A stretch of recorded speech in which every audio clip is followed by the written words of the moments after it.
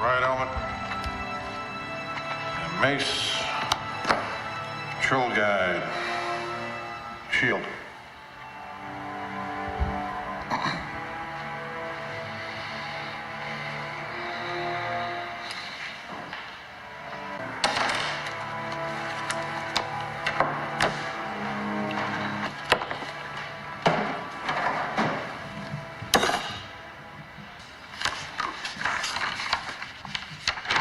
You're done.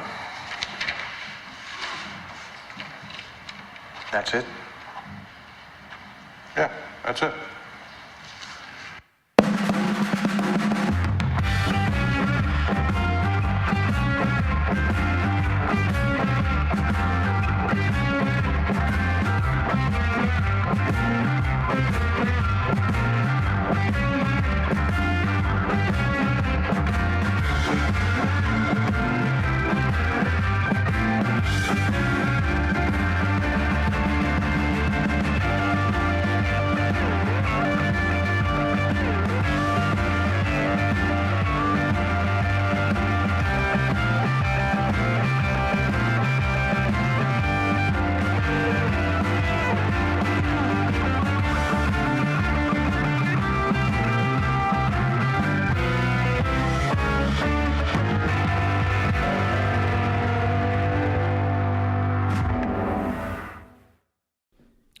Welcome to podcast number 10. I'm your host, Alpha Mike, on El Police Radio.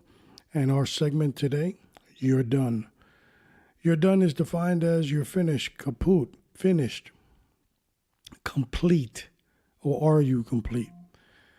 The Urban Dictionary defines you're done as I'm checking you out, leaving.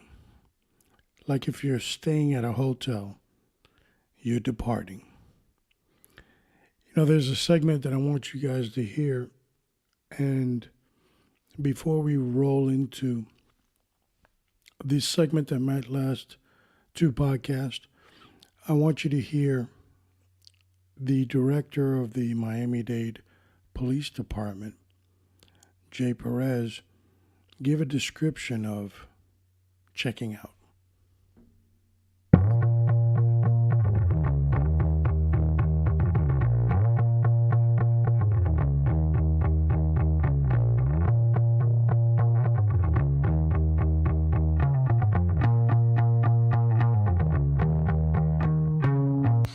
You even get somebody very special close to you, somebody special putting on that badge, pins it on you. You get hugs. You leave that graduation and you go to lunch, right? And pretty much that's, everybody knows that, and then the next day you don the uniform. What a proud moment. And then the last day comes. And the last day comes, we described it the last time. You get 3 days before you retire, you get a checklist, probably 2 pieces of paper, or sometimes it's double-sided, and you're told to go to all these places. And when you get to the places, they go, now you owe 6 property dispositions. You got to finish that. I'm not signing off until you get through those property dispos. You complete your reports real quick, or you run back to your bureau, your district, and you have somebody help you do them. You run back, you turn them in, they initial off. Then you go across to the quartermaster and you turn in your uniforms. They go through it and they say, wait, where's your hat? And you kept that hat. Oh, I lost it. Well, you want to keep it as a memorial, as a memorabilia. So you got, I lost that one. What about your orange gloves? And orange gloves, the traffic gloves. And don't forget, the Atlas. The Atlas that we used to get, the blue Atlas in a binder that the new folks don't know about. But I remember that blue Atlas because we didn't have GPS back then, and that's how you would find those streets. So you guys remember that? Who remembers the Atlas? More importantly, who still has it? Because you do have to return it. So once you get everything checked off, which does not include the director or an assistant director taking the badge and pinning it on you or anything else like day one or a handshake from anybody. You get those 2 papers, they make some copies as a receipt, they hand it to you, and you do the green mile from the P&B door to the glass door on the side. And then you hesitate and you walk real slow hoping that somebody steps out of the bathroom while you're walking past it to say bye. Then you get the elevators and you hope the elevator opens and somebody steps out that you know so you can say it. And then you get to that glass door and you like look back and it's an empty hallway. There's nobody there. Perhaps the wet floor sign is there next to the bathroom, do not enter. And you just kind of look back and straight through you see some activity in the lobby all the way down at the end of the other glass door, and you push the glass door open. It opens for you, and once it closes, folks, you can't come back in because you don't even have an ID, folks. Because part of that checklist is returning your ID, so you don't have any access. Your 25, 30, 35 years is in 2 pieces of paper. That is it. So Samantha, who just brought justice to a guy that's been running for 26 years for killing, for murdering people, distributing drugs in our streets, for pulling triggers and having people killed, she's going to get 2 pieces of paper. Walking out. So for now, the quick fix, folks, that's that we're going to recognize during these events so that at least they have a crowd and a heck of an applause on the way out of this door as some little recognition and give them some worth, a feeling of worth and value for everything that they've done for us, for our community, and for paving the road for us to even do what we do today and will continue to do because of folks that came before us.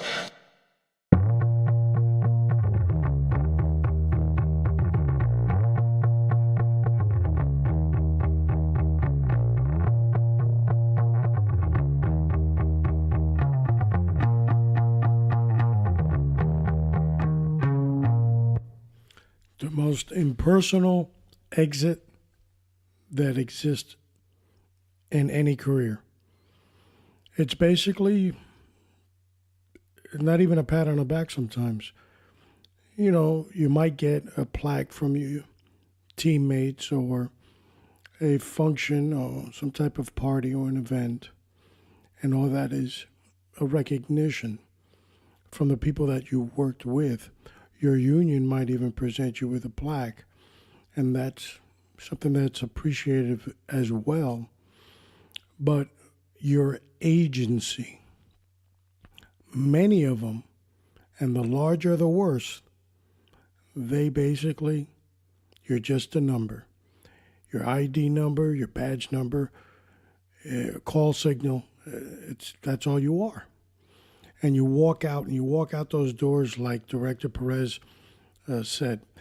And I don't care where you're from, what agency. Some agencies might have a process a little bit more formal on the exit, but by and large, 800,000 officers in this country, and if you factor in the correctional aspect of it, we're into the millions, and it's a very impersonal exit. Very personal on the entry. It's a graduation, it's a ceremony, it's something that people can be somewhat proud of. And your family can take a part in that tradition as well. But the exit is individualized. And as you went in as a team, you exit as an individual, just basically how you entered as well. Lonely. You didn't know anybody. You didn't know anything. But this time, you're exiting, you're leaving.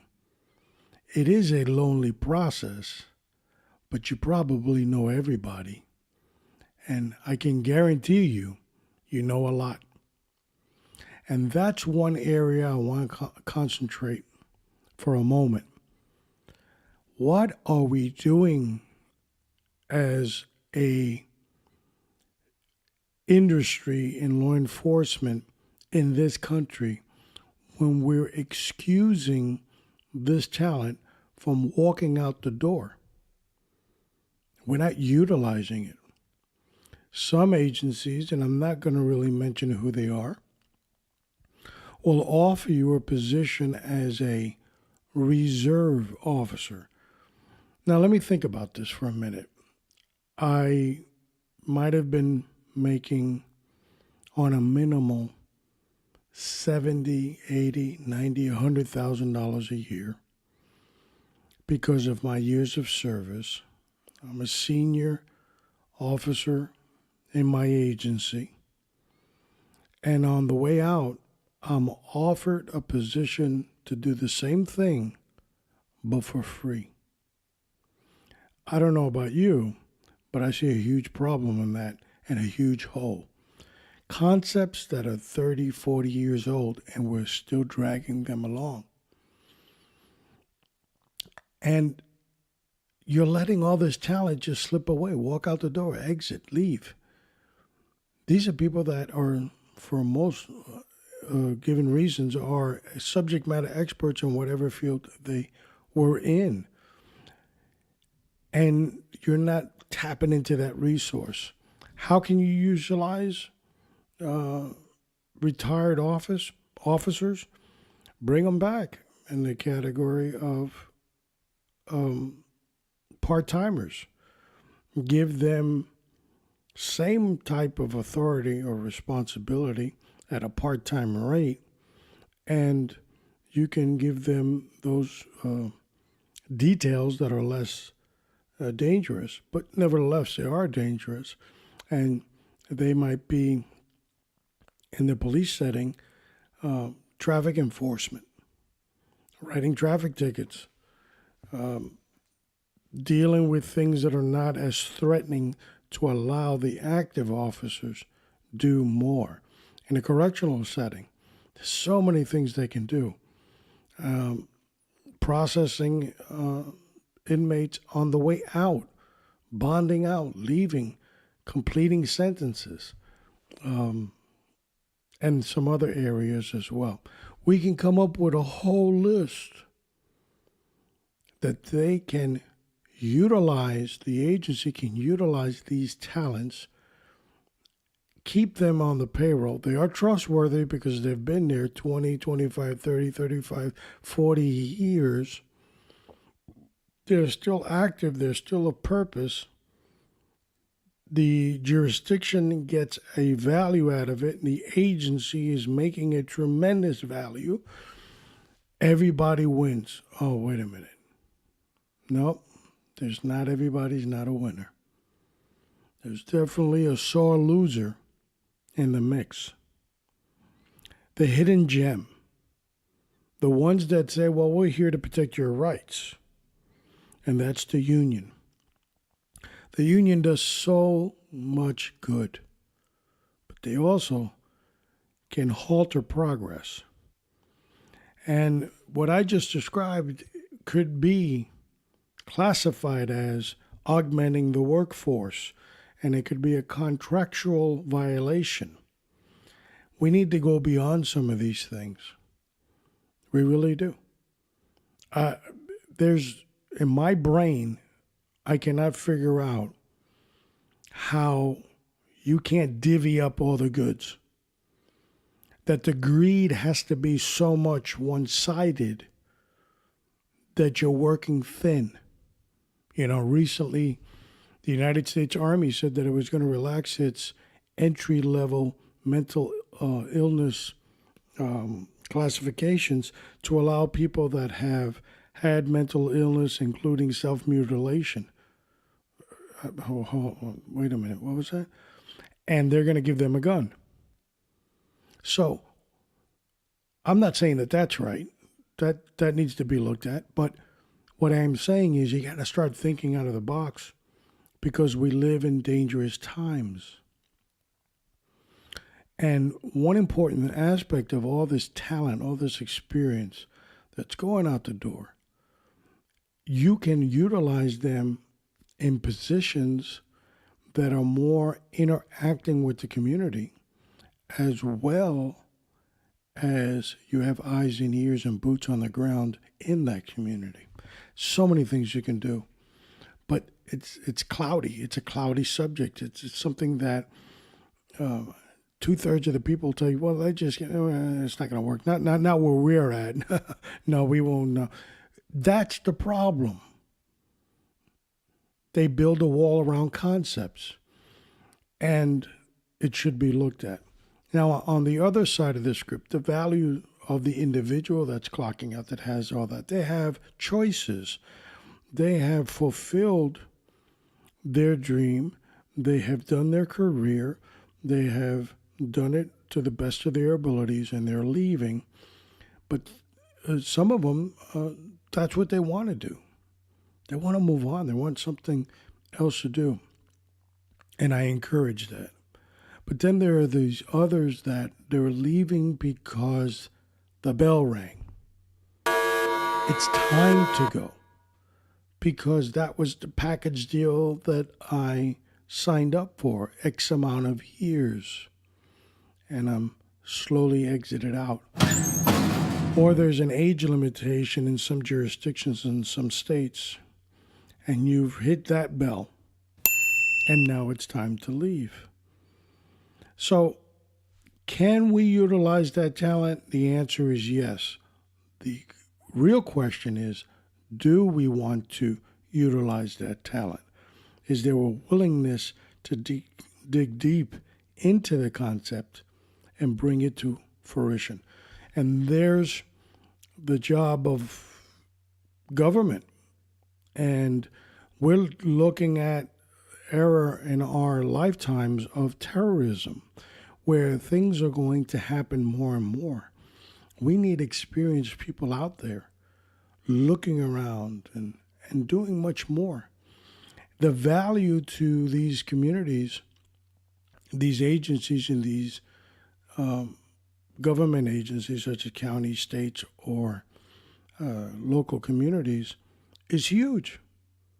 That I can have a person on a part-time basis, bring them into the workforce, organize that workforce, and utilize them in key areas that might not be hard targets. Let's use some media terms.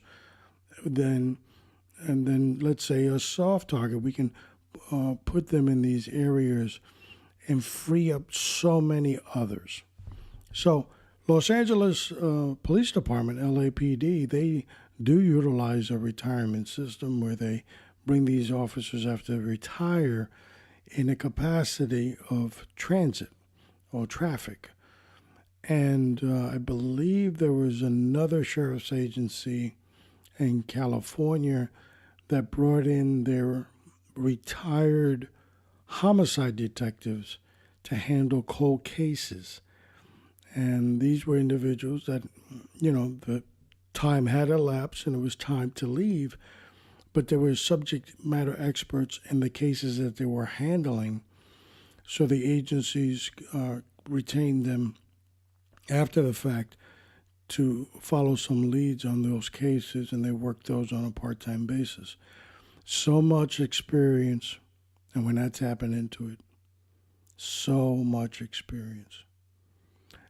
Just by looking in the training aspect of it.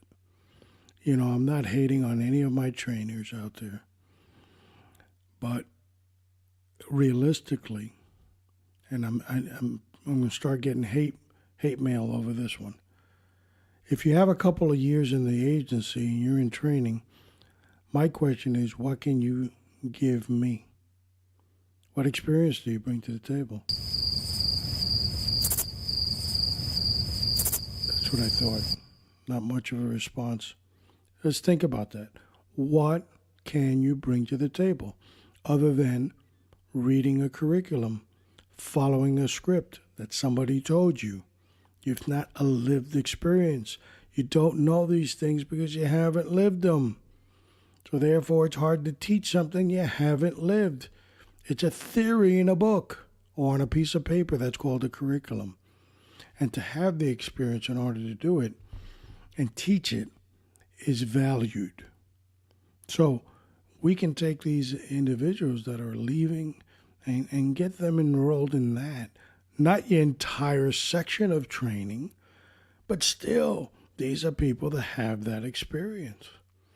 And you want to bring the two together. And there are other areas, and we can keep on looking at it. But what the individual that leaves, that retires, that walks out and goes out the door, the first thing that they feel is freedom. It's over. I don't have to work holidays. I don't have to put on this uniform any longer. I don't have to fight with my duty belt to put it on, to take it off, and so forth. And I don't have to listen to kid supervisors. Yeah, that's right. I said it. Kid supervisors. Wet behind the ears. They great in taking the test, but have absolutely no knowledge. And here you are with about 25 more years experience than they do. And they're going to tell you what to do. But that's the role of that officer, to listen to his superiors. Sometimes that relationship doesn't go well, but it has to be a give and take on both sides. One has to understand that is subservient to the other, and the other has to understand that it needs to dwell from the fountain of wisdom. And without that, what do we have? What kind of relationship is that? So when we exit out, you're saying, I'm relieved of all that. I'm finished of all that. I can move on. For some of us, it is a pleasurable thing. You look at your future, and if you have planned well, there's where we like to go next, the next chapter of our book, then you're going to be comfortable. You're preparing while you're active your next step in your life so you can fall into it if you choose to. If you choose to sit around and do nothing, then you can choose to do that too, because you've earned that right. But if you're looking for more value in your life, then you have to prepare yourself for that. And once you get in that, you're engulfed in that, and you're going to start navigating like a little fish in a big pond in your new career, in your new setting. So many of us are not prepared for that.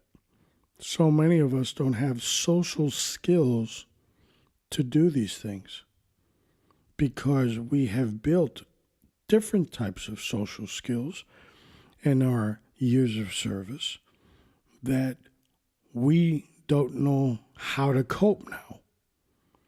It's a learned experience. There has to be a debriefing type of session to go on.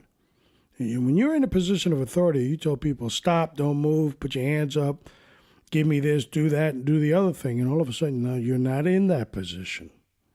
But because who you were, you didn't wait on a line. You usually were cutting in front of lines. Now all of a sudden, you're on the line. And I can do so many other examples. So your social action has to change.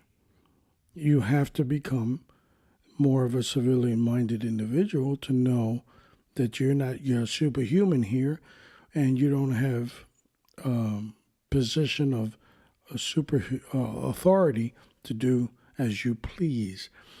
Now, I don't want the general public to misunderstand what I just said, that an officer has privileges that swells up their heads, but they do have privileges because with the position comes the authority, and then it's how you handle that authority. So anybody that's listening that thinks that an officer of the law has no authority, you're wrong, they do. But that authority that they have should be well supervised in a chain of events that keeps them in check. And that's the most important aspect. So you've exited out, your kids have maybe grown, your house is paid for or semi-paid for or some definition thereof, and now you have to move forward. For so many people, they cannot get over what they've done in their entire career. Maybe some of them, right after high school, went into military service, short stint there, and then jumped into law enforcement circles, all straight from high school into law enforcement, or a couple of jobs here and there, and then into law enforcement, and have dedicated a large majority of their life, if not half of it, dedicated to that one career. And now they have a loss. So the beginning of dealing with things is recognizing their value, and here we're discussing a loss. Is it a loss when you walk away from something? Yes. How many that are in law enforcement regard the agency, the squad they work with, as their family? And when you walk away from that, you're in essence walking away from what you gave a value of a family to. I may never see you again. Maybe I'll speak to you over the phone, but I may never see you again, and I move on. And there's coping mechanisms that have to come with that. For the active folks, how do they treat retired people? Well, some of them with respect, of course, because of who those individuals were representing in their life. But for some others, as they're a freaking nuisance online too. I guess he wants to know what's going on, or she wants to know what's going on. But yes, it does happen that there's a segment of those retirees that feel the need to continue connecting with that agency, with the squad. They still have a sense of purpose or value with that. It is a part of them. They identify with that. And removing that from them sometimes is almost a death sentence. And you have to look at other factors in the retired person's life, and one of them is, how old are they? Are their kids grown? Are their parents still around? Maybe they're gone. And their family circle as well is diminishing. So there's a lot of things that take root. Now, another thing I really want to look at in another chapter is law enforcement circles, our friends. Well, when you're active, there's a transformation from civilian to recruit and then graduating and becoming an officer. You have civilian friends that once you go through this metamorphosis of an academy and become an officer, you start to lose those civilian friends, or you start to shelf them. And usually it's something that happens subtly because you're engulfed in your career. But sometimes it is the people that you work with that have more experience than you. They've been around a lot longer, and they start to tell you their status and their values and how they treat the civilian world. And all of a sudden, this thing comes upon you. You don't even notice it. And before you notice, your entire contacts on your cell phone are nothing but law enforcement officers. People visiting your house are law enforcement officers. You're going to law enforcement officer functions, law enforcement picnics, law enforcement weddings, and so forth. And you become more and more engulfed with that. The only person that you're going to trust now is a person in uniform, the person that has done what you have done, that has taken the risk. So if you need a confidant in life, you're going to use that confidant as the person that does or did what you did. So when you remove an individual from all that, now there's a transformation that should go back the other way. And it's a very difficult swimming, navigational-wise. It's very difficult to swim that. And the reason for it, you're back in the civilian world looking, your situational antennas are up. Everybody's a potential threat. I give you an example. I relocated out of Miami where my agency was located, and after 30-something years, and I moved to the Tampa Bay area. And I have the most greatest neighbors that one can ever ask for. And they were being very polite. And one day, my neighbor came to my house, rang the doorbell, and he brought a basket of strawberries. And he wanted to share them. I guess he had more than enough. And we live in kind of like a rural area, so everybody buys fresh produce. So he brought me these strawberries, and there was kind of like a look on his face like, am I going to get invited in? And I noticed afterwards, not during, I'm blockading the door, the entrance. You're not allowed in here. But not because he did anything wrong, because my subconscious mind took over and said, you're not coming in here. It's a civilian. What if he planned something? And he didn't come in. I later caught myself and I said, what am I doing? What am I doing? And I felt bad. I recognized the transformation. But so many others don't recognize it. You know, a little piece that we did on You're Done, and we posted it on the website, is from a major motion picture, and you basically see in the video how the officer goes through this struggle. And in the movie, of course, he has other issues like alcohol addiction that he acquired in law enforcement, and very lonely. He's coming toward the end of his career. He just doesn't have the patience and the will to continue. He doesn't want to leave, but he knows he has to leave.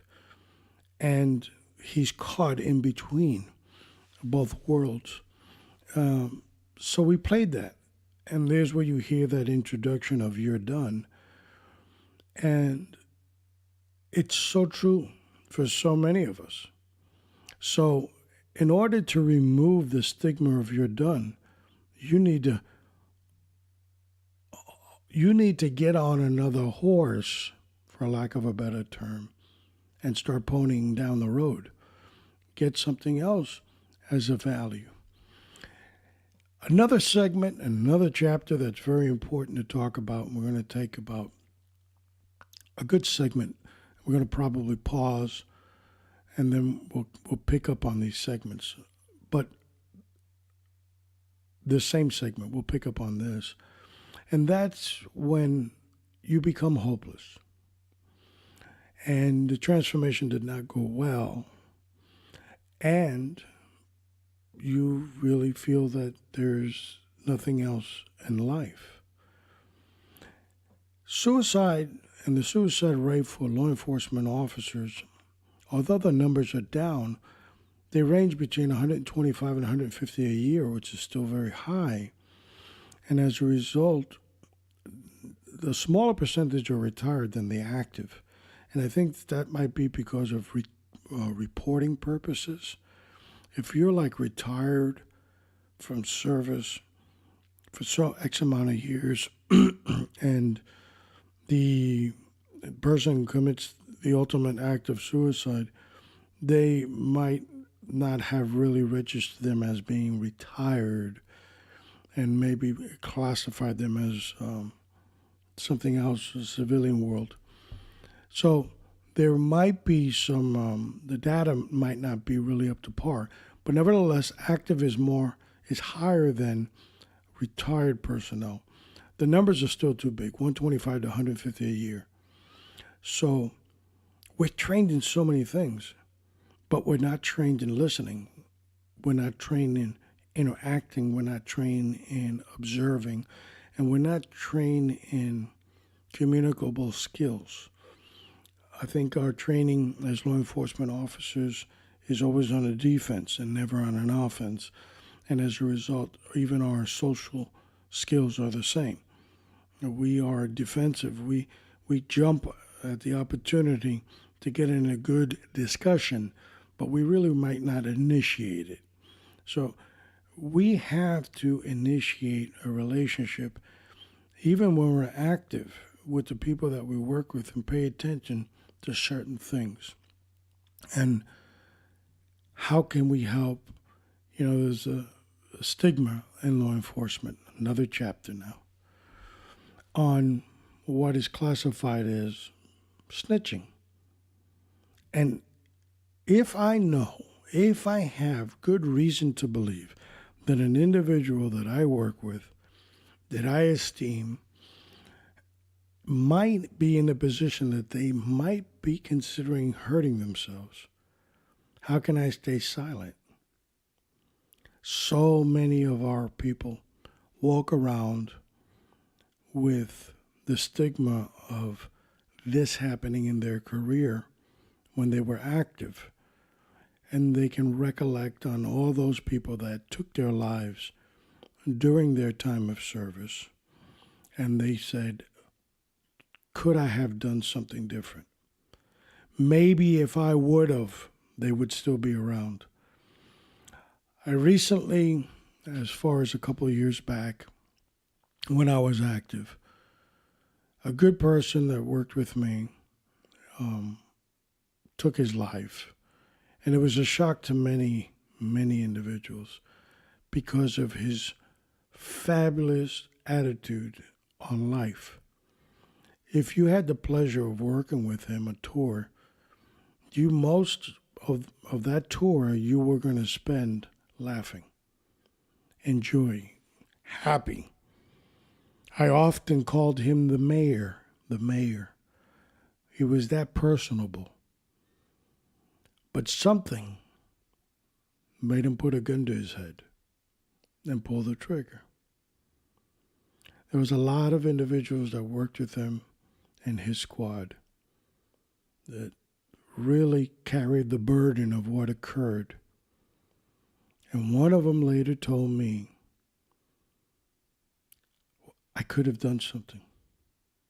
My response to them, because they were carrying the guilt, is, you weren't called to do anything. See, there's a time where you're called to do something. So you can't have that burden placed on you. Why would I let it happen? You didn't let it happen. You didn't think it would happen, and that's why it occurred, but you can't have that weight fall upon your shoulders as, I could have done something to prevent it.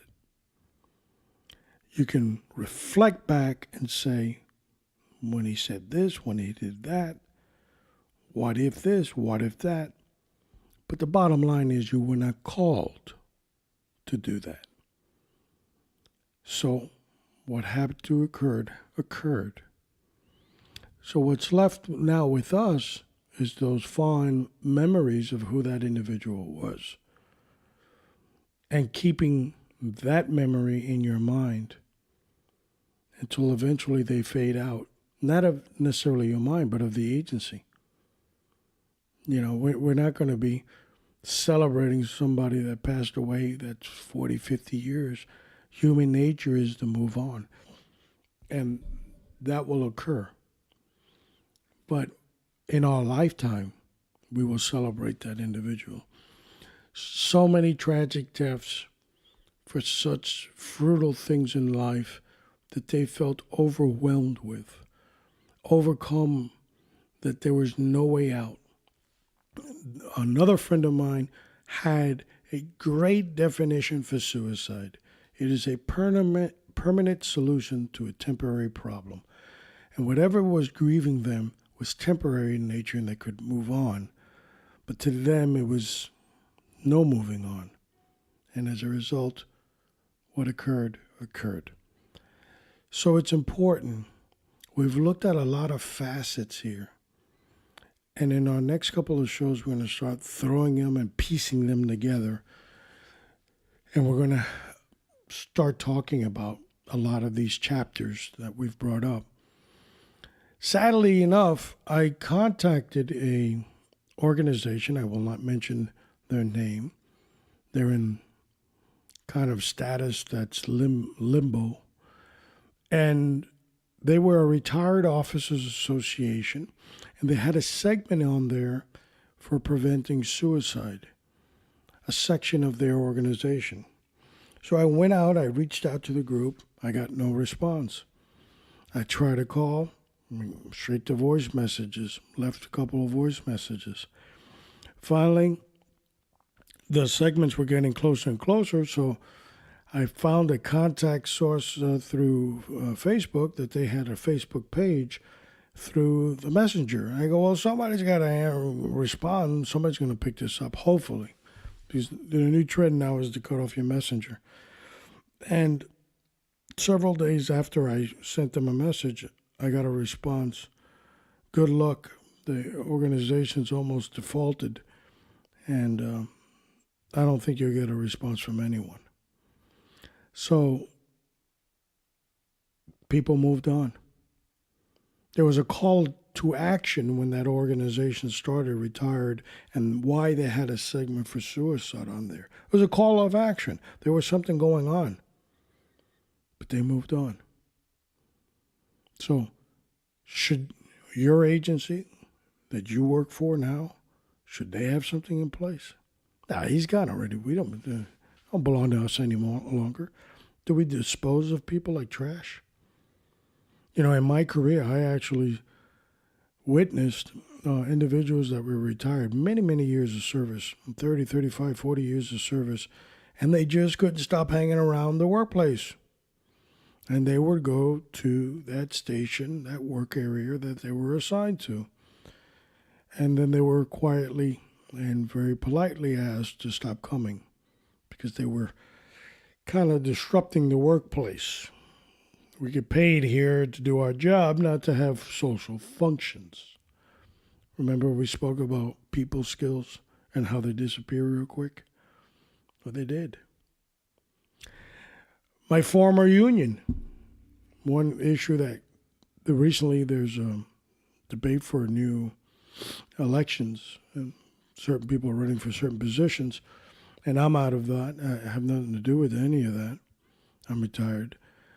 But there was at one time in the Union Hall a section where it was for gatherings, where people, sort of a watering hole, if you allow for a term, and people would go there and talk war stories, and active or retired, gone, closed, shops no longer there.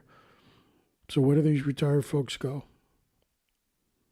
You know, I belong to a retired council of the union, and they do social functions, and I reach out to many people, and I really appreciate what those retired folks are doing to keep that alive. It's very important.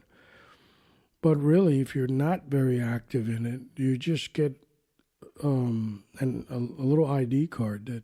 That's all you get.